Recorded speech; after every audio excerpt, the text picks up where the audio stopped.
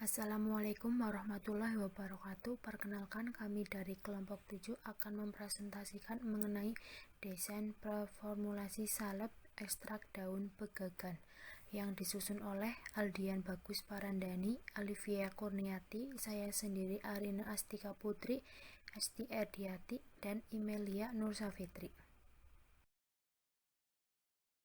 Di sini kami akan menjelaskan mengenai definisi salep, definisi preformulasi, tujuan preformulasi, dan hal-hal yang harus diperhatikan pada preformulasi. Yang pertama, definisi salep. Salep merupakan salah satu bentuk sediaan semi padat yang banyak digunakan dalam pengobatan kulit. Sebelum memberikan efek, zat aktif sediaan salep harus dapat dilepaskan dari basisnya, baru diabsorpsi melalui kulit. Faktor kimia fisika yang mempengaruhi meliputi koefisien difusi, konsentrasi, dan kelarutan obat dalam basis. Sedangkan faktor fisiologi meliputi keadaan kulit, luas daerah permukaan, dan banyaknya pemakaian. Yang kedua, definisi preformulasi. Studi preformulasi adalah tahap pertama dalam pembentukan tablet atau aktivitas formulasi dengan pertimbangan yang hati-hati dari data preformulasi. Preformulasi penting bagi formulator untuk mendapatkan profil fisika kimia yang lengkap dari bahan-bahan aktif yang tersedia sebelum memulai suatu aktivitas perkembangan formula. Seluruh informasi ini diketahui sebagai preformulasi. Yang ketiga yaitu tujuan preformulasi. Tujuan dasar dari aktivitas preformulasi adalah untuk menyiapkan dasar rasional untuk metode preformulasi, untuk memaksimalkan kesempatan dalam mengoptimalkan sebuah produk obat dan penampilannya. Yang keempat, hal yang harus diperhatikan pada preformulasi suatu sediaan obat adalah pertimbangan umum preformulasi sebelum membuat formulasi sediaan obat, yaitu ada bentuk sediaan yang akan dibuat, bahan tambahan obat yang akan digunakan, kenyamanan saat penggunaan, kestabilan kesediaan obat, dan khasiat obat. Selanjutnya, sifat-sifat fisika kimia bahan obat dan bahan tambahan obat, yaitu rasa, bau, dan warna zat, kelarutan, ukuran partikel, dan kestabilan bahan obat. Selanjutnya ada pedoman cara mencampur bahan-bahan obat. Yang pertama, bentuk sediaan padat. 1. Bila terjadi reaksi penggumpalan antara bahan-bahan obat, maka sebelum dicampur masing-masing bahan obat dilapisi dulu dengan bahan tambahan. Kedua, bila ada bahan obat bentuk kristal dalam sediaan, maka larutkan dulu dengan pelarut yang sesuai. Ketiga, bila ada bahan obat yang bersifat higroskopis, maka digerus dalam mortir panas untuk menguapkan air yang terkandung pada bahan obat tersebut. Keempat, bila ada bahan obat yang merupakan campuran eutektik, yaitu campuran yang titik leburnya menjadi lebih rendah dibanding bila bahan tersebut berdiri sendiri. Yang kelima, bila ada bahan obat berupa minyak atsiri, maka ditambahkan terakhir supaya tidak ikut digerus terlalu lama, karena minyak atsiri sangat mudah menguap. Selanjutnya, bentuk sediaan setengah padat. Dengan cara mencampur bahan-bahan obat maupun bahan tambahan obat berpedoman pada 4 ketentuan umum cara pembuatan salep. Selanjutnya, bentuk sediaan cairan. 1. Bentuk sediaan larutan. Bahan obat dilarutkan dengan pelarut secukupnya, kemudian ditambah dengan sisa pelarut sampai volume atau berat yang diminta. Kedua, ada bentuk sediaan suspensi. Bahan obat yang tidak larut dicampur dengan bahan pensuspensi, kemudian ditambah pelarut dengan volume yang sudah ditentukan sampai terbentuk suspensi. Setelah itu dicampur dengan sisa pelarut sampai volume atau berat yang diminta. Ketiga, ada bentuk sediaan emulsi. Dibuat dulu korpus emulsi, kemudian campur dengan bahan obat dan ditambahkan sisa pelarut sampai volume berat yang diminta. Selanjutnya, pengaruh bentuk sediaan terhadap khasiat obat. Hal-hal yang mempengaruhi khasiat obat yaitu dosis obat yang digunakan, absorpsi obat, dan cara pemberian obat dan bentuk sediaan obat. Preformulasi dan formulasi salep. Formulasi yang digunakan adalah zat aktif basis salep PEG 400, PEG 4000, pelarut propilen glikol, zat tambahan metanol, dan zat pengawet metil paraben, propil paraben. Yang pertama, zat aktif. Zat aktif merupakan zat yang terbukti memberikan efek farmakologis pada tubuh manusia atau hewan dalam dosis tertentu. Pada desain penelitian ini kami menggunakan ekstrak dari tanaman pegagan sebagai zat aktif sediaan salep.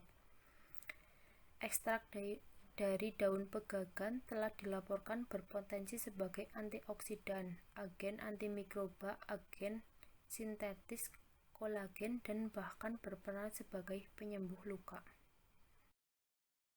Yang kedua ada basis salep PEG 400 dengan rumus molekul C6H15NO3, bobot molekul 149,19. Pemberian cairan kental, tidak berwarna hingga kuning pucat, bau lemah mirip amoniak, termasuk cairan yang higroskopis. Kelarutan, mudah larut air dan dalam etanol 95%, larut dalam kloroform. Kegunaannya sebagai emulgator. Alasan pemilihan, banyak digunakan dalam sediaan farmasi, digunakan untuk pembentukan emulsi. Yang kedua, PEG 4000 dengan rumus molekul HOCH2CH2NOH dengan bobot molekul 3000 sampai 4800. Pemberian serbuk licin putih atau potongan putih kuning gading, praktis, tidak berbau dan berasa. Kelarutannya, semua nilai polietilen glikol larut dalam air dan dapat dicampur dalam semua proporsi dengan glikol protein lainnya. Larutan yang berair, berat molekul dapat membentuk gel polietilen glikol cair. Larutan dalam aseton, alkohol, benzen, gliserin, dan glikol. Kegunaannya sebagai dasar salep, plasticizer, pelarut, basis supositoria, tablet, dan pelumas kapsul. Alasan pemilihan, banyak digunakan dalam sediaan farmasi, namun pada formulasi kali ini digunakan sebagai bahan dasar salep. Yang ketiga ada pelarut propilen glikol dengan rumus molekul C3H8O2 dengan bobot molekul 76,09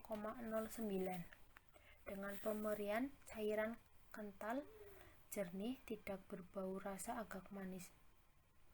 Kelarutan dapat bercampur dengan air dan etanol 90% dan kloroform, larut dalam 6 bagian eter, tidak dapat bercampur dengan eter, minyak tanah, dan dengan minyak lemak. Kegunaannya sebagai zat tambahan dan pelarut. Stabilitas, pada temperatur rendah propilen glikol stabil bila disimpan dalam wadah tertutup baik di tempat yang sejuk dan kering, tetapi pada temperatur tinggi di tempat terbuka cenderung mengoksidasi sehingga menimbulkan produk seperti propinaldehid, asam laktat, asam pirufat, asam asetat, dan propilen glikol secara kimiai stabil ketika dicampur dengan etanol 95%, gliserin, atau air. Inkompatibilitas, tidak kompatibel dengan reagen pengoksidasi seperti potasium permanganat. Alasan pemilihan, banyak digunakan dalam sediaan farmasi, digunakan untuk pembentukan emulsi.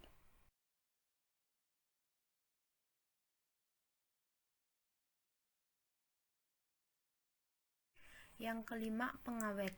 yaitu ada metil paraben dengan rumus molekul C6H15NO3 dengan bobot molekul 149,19 dengan pemberian cairan kental tidak berwarna hingga kuning pucat, bau lemah mirip amoniak termasuk cairan yang higroskopis. Kelarutan mudah larut dalam air dan etanol 95%, larut dalam kloroform. Kegunaan sebagai emulgator. Alasan pemilihan banyak digunakan dalam sediaan farmasi, digunakan untuk pembentukan emulsi. Yang kedua ada propil paraben dengan rumus molekul C10H12O3 dengan bobot molekul 180,20 dengan pemberian berwarna putih, kristal, tidak berbau dan bubuk hablur. Kelarutan dapat larut dalam etanol, etil, eter, aseton, dan pelarut organik lainnya. Sedikit larut dalam air. Alasan pemilihan aktivitas antimikroba efektif pada pH 4-8. Efikasi pengawet menurun ketika ada peningkatan pH karena terjadi pembentukan folat anion. Propil paraben digunakan dengan metil paraben dalam sediaan secara oral dan topikal dan dikombinasi dengan metil paraben untuk meningkatkan keefektifannya. Selanjutnya, susunan formulasi dan komposisi bahan. Yang pertama, ekstrak sebagai bahan aktif. Pada formula 1 sebanyak 8% dan formula 2 10%.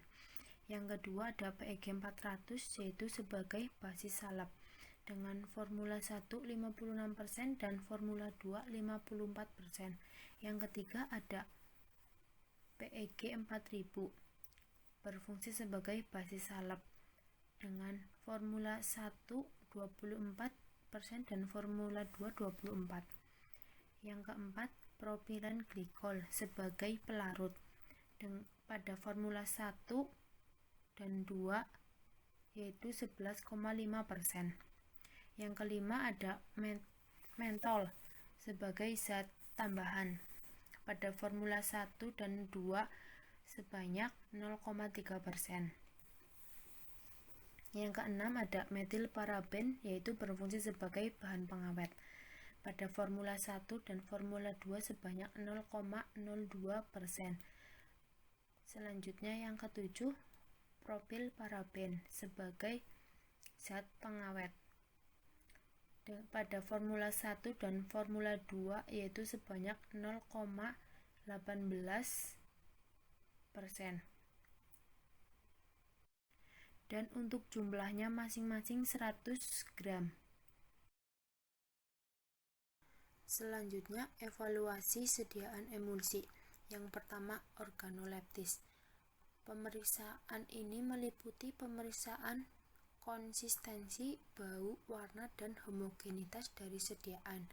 Yang kedua, homogenitas. Homogenitas salep diperiksa dengan cara mengoleskan salep pada sekeping kaca. Kemudian dilakukan pengamatan secara visual terhadap adanya bagian-bagian yang tidak tercampurkan dengan baik dalam salep. Yang ketiga, viskositas. Viskositas merupakan parameter yang menggambarkan tentang besarnya tahanan suatu cairan untuk mengalir. Semakin besar tahanannya, maka viskositasnya juga akan semakin besar. Yang keempat, ada daya lekat. Daya lekat menunjukkan waktu yang dibutuhkan oleh salep untuk melekat di kulit. Daya lekat semakin besar, maka waktu kontak salep dengan kulit semakin lama, sehingga absorpsi obat melalui kulit semakin besar. Yang kelima, ada daya sebar.